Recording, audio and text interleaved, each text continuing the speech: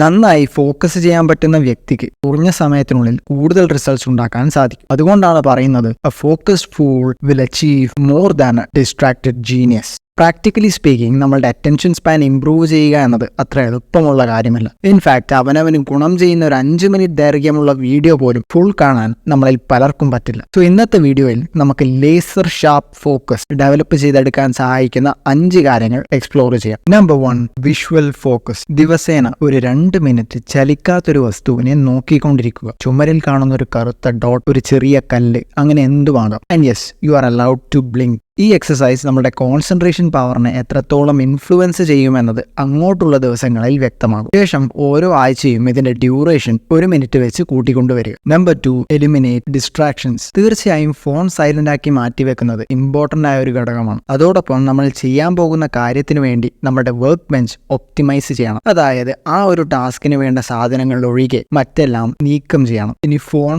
Or കമ്പ്യൂട്ടറിലാണ് ജോലി ചെയ്യുന്നതെങ്കിൽ മറ്റുള്ള നോട്ടിഫിക്കേഷൻസിനെ താൽക്കാലികമായി ബ്ലോക്ക് ചെയ്യുന്ന ആപ്സിന്റെയോ സോഫ്റ്റ്വെയറിന്റെയോ സഹായം തേടുക. Number 3, monitor your mind. Distractions പുറത്തുനിന്ന് മാത്രമല്ല നമ്മളുടെ ഉള്ളിൽ നിന്നും ഉണ്ടാകും. മറ്റു ചിന്തകളെ പൂർണ്ണമായി ബ്ലോക്ക് ചെയ്യുക എന്നത് ഇമ്പോസിബിൾ ആയ ഒരു കാര്യമാണ്. ഇവിടെ നമ്മുടെ കൺട്രോളിലെ ഒരേ ഒരു കാര്യം എന്ന് പറയുന്നത് ഡിസ്ട്രാക്റ്റഡ് ആയതിനു ശേഷം ചെയ്തുകൊണ്ടിരിക്കുന്ന കാര്യത്തിൽ വീണ്ടും ഫോക്കസ് ചെയ്യുക എന്നതാണ്. ഓവർ ടൈം ഇത്തരത്തിലുള്ള ചിന്തകളുടെ ഫ്രീക്വൻസി കുറഞ്ഞുകൊണ്ടുവരും. Number 4, writing. ചില ചിന്തകൾ വീണ്ടും വീണ്ടും വന്നുകൊണ്ടേയിരിക്കും. ഇവയുടെ ഗ്രാമർ എപ്പോഴും പെർഫെക്റ്റ് ആയിരിക്കണമെന്നില്ല.